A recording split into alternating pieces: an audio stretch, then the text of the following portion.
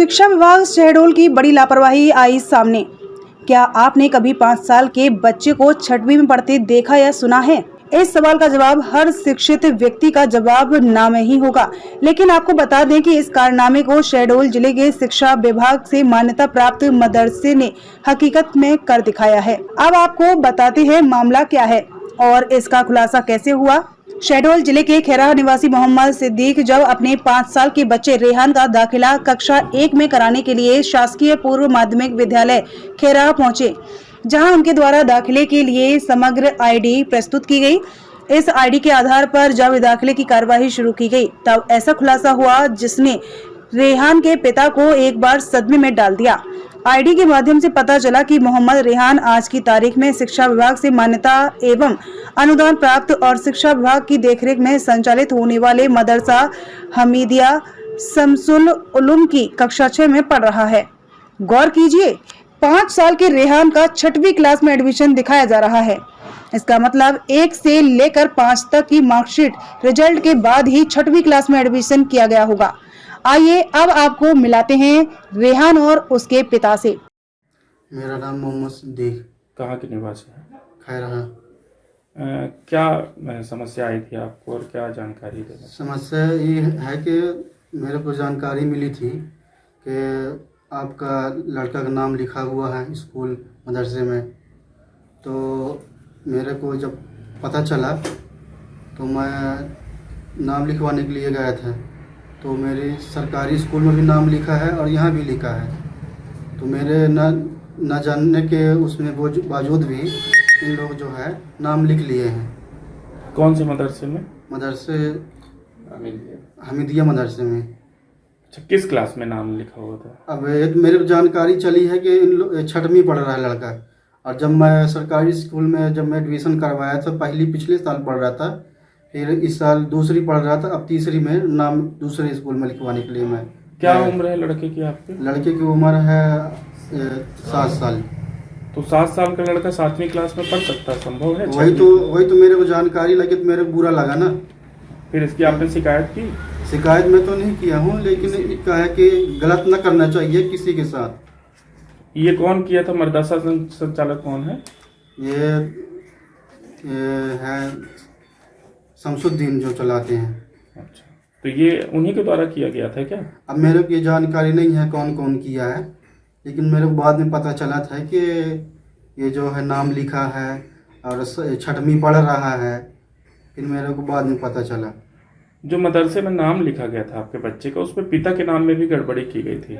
हाँ, सुना तो हूँ मैं भी कि पिता के जैसे मेरे नाम की जगह मेरे अब्बू का नाम डाले थे मोहम्मद सादिक, और पिता दादे में मोहम्मद सिद्दीक डाले थे।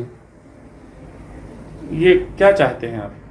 मैं ये चाहता हूँ कि ये सब चीज़ गलत न किसी के साथ ना करें, खिलवाड़ किसी के ज़िंदगी के साथ ना करें। क्या हमको जानकारी भी नहीं थी, और जब हमको जानकारी लगी तो हमको ही बुरा लगा कि ऐसा काम ना करना चाहिए किसी के साथ। ये मेरा टीसी है। मैं अभी परसों दिन कटवा के लेके आया हूँ, फिर इसको मैं लिखवाऊंगा दूसरे स्कूल में।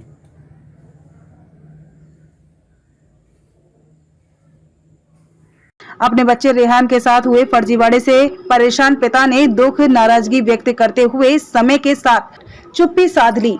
रेहान तो एक बड़े फर्जीवाड़े का एक छोटा सा नमूना था।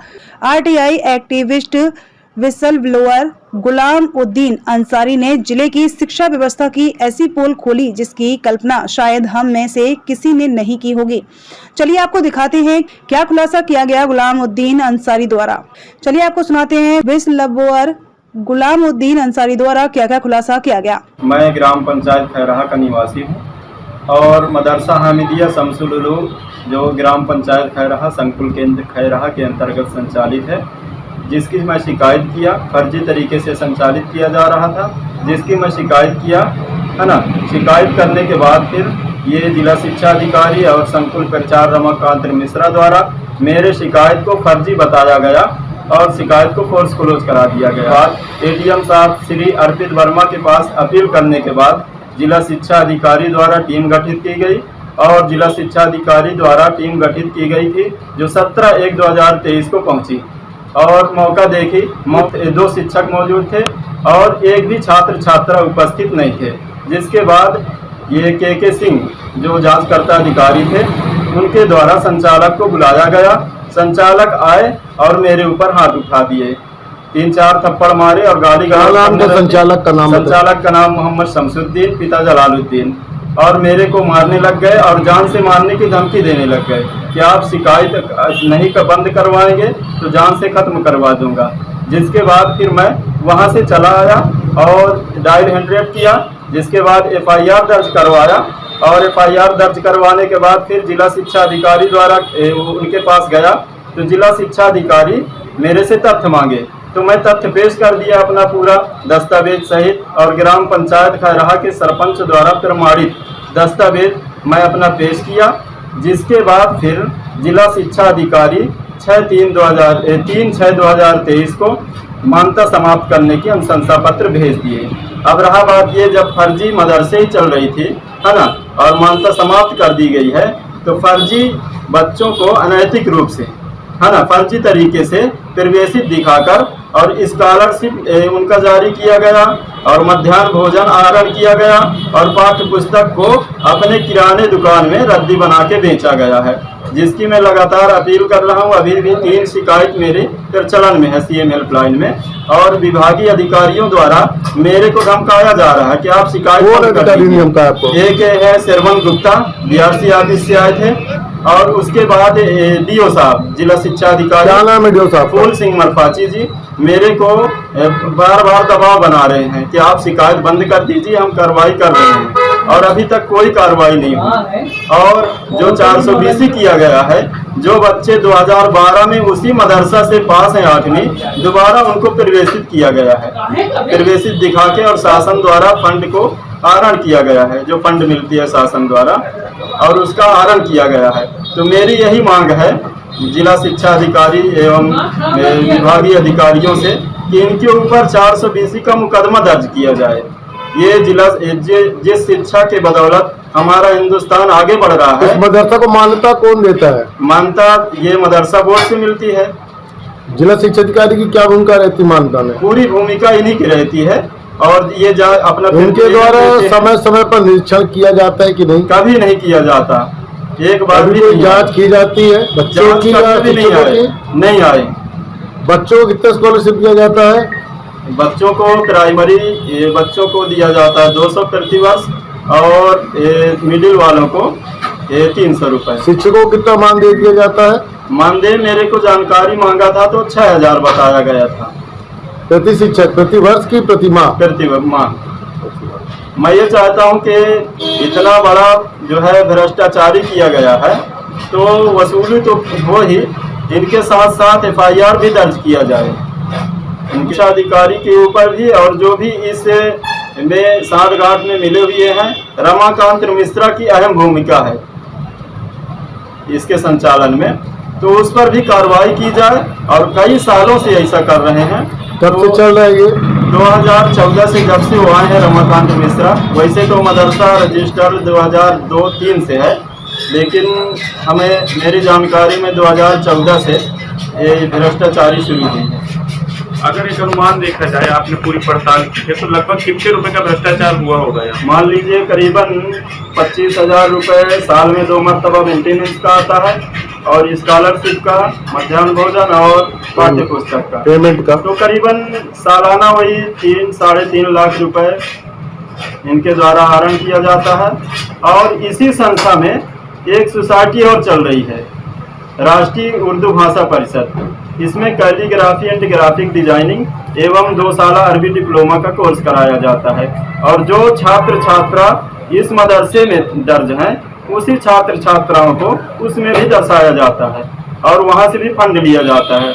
वहां से मैं RTI लगाया तो मेरे को जानकारी मिली कि 2014 से 22 तक में करीबन 35 लाख रुपए का मानदेय वहां से उठाया गया है संचालक। DO ऑफिस तो मदरसा बोर्ड से जो मान्यता मिलती है ये राज्य शिक्षा केंद्र देती है, तो मदरसा बोर्ड से मिलती है, और राष्ट्रीय उर्दू भाषा परिषद ये दिल्ली से। ये जो आप गवर्नमेंट ऑफ इंडिया दूसरी संस्था का क्या नाम बताया जो संचालित? गरीब नवाज एजुकेशन सोसाइटी, मदरसा हमीदिया शमसुल उलूम। और ये मदरसा बोर्ड से जो संचालित है उसका भी नाम मदरसा हामिदिया शमसुल उलूम है। अगर एक अनुमान लगाया जाए तो करोड़ों रुपए के भ्रष्टाचार का मामला सामने आएगा। जी जी, आपकी ये तो अभी 2014 से है, ये 2002 से चल रहा है, तो करीबन करोड़ रुपए पहुंच जाएगा। इस मामले में जब जिला शिक्षा अधिकारी से बात की गई तो पहले तो कैमरे के सामने आने से मना कर दिया, फिर जवाब मांगे जाने पर गोलमोल जवाब देते नजर आए। किस विद्यालय का है? खैराज सर, ये हमीदिया रसूल उल मदरसा से है सर, ये क्लास 6 में। ये मदरसा स्कूल है और यहाँ पर काफ़ी अव्यवस्थाएँ भी हैं। अव्यवस्थाओं के कारण इसको बंद करने का प्रस्ताव भी संचालन स्तर पर भेजा गया है और अभी किस तरह से ये भर्ती कर रहे हैं ये हम देखेंगे। आप जो बता रहे हैं कि ये 6वीं के लड़के को 3रे में और 3री के लड़के को 7वीं में कर रहे हैं, उसमें हम जांच कराने सर, बच्चे के पिता का आरोप ये लगाया है सर कि जब बच्चे के पिता अपने बच्चे का एडमिशन करवाने के लिए गए वहाँ, तो ऑलरेडी उनके बच्चे का एडमिशन 6 क्लास में आपके रिकॉर्ड में शो कर रहा है, क्योंकि अनुदान प्राप्त मदरसा है सर। और बताइए, उस बच्चे के पिता की जगह उसके दादा का नाम लिखा है और माता जी की जगह उसकी दादी का नाम लिखा हुआ है, और ये कैसा सर कि बच्चा का ऑलरेडी से 6 क्लास में एडमिशन दिखा रहा है। ये जांच के बाद ही हम बता पाएंगे कि क्या है। आपने संज्ञान में लाया तो हम निश्चित 1-2 दिन में जांच करके इसकी वास्तविकता की जानकारी प्राप्त करेंगे। ये मदरसा वाला मामला है, खैराहा वाला, उसकी मान्यता तो रद्द कर दी गई है। और ये हम लोग तो शुरू से बोल रहे हैं कि भारतीय जनता पार्टी का ये शुरू से मत रहा है कि जो मदरसों में छलावा दिखाया जा रहा है और बच्चों को पढ़ने नहीं दिया जा रहा है। बच्चों को मैथ्स पढ़ना चाहिए, इंग्लिश पढ़ना चाहिए, बच्चों को साइंस पढ़ना चाहिए, बच्चों को संस्कृत पढ़ना चाहिए, बच्चों को हिंदी पढ़ना चाहिए। तो इन सब चीज़ों से वंचित रख के और इसमें बच्चों को एक गलत राह पे ले जाके, और ये जो मदरसे जितने भी चल रहे हैं ये तो पूर्णतः जितने भी मदरसे चल रहे हैं सब जाली तरीके से चल रहे हैं और बच्चों को भ्रम में डालकर उनको उस ज्ञान से वंचित कर रहे हैं और इनके कमाने का जरिया हो गया है जितने भी ये मदरसे चला रहे हैं। और ये जो खैराहा का मदरसा है इसके ऊपर तो कार्रवाई भी होना चाहिए, क्योंकि 420 का मामला बनता है कि एक 5 साल का बच्चा 6वीं क्लास पास कर जाता है, एक बुजुर्ग आदमी का सर्टिफिकेट पढ़ाई में मिलता है। तो ये सब चीज़ों को तो देखना पड़ेगा कि ये हकीकत इसमें क्या क्या है और इसमें दोषी कौन कौन है। अपराध का मुकदमा कायम होना चाहिए 420 का।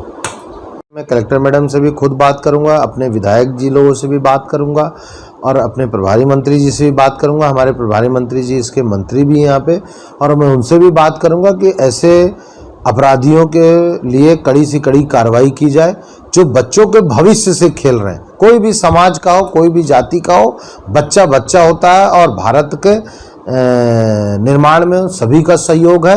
और मैं तो कहता हूं कि हर मदरसे में हर विषय की पढ़ाई होनी चाहिए, बच्चों को पूरे देश के बारे में जानकारी होना चाहिए।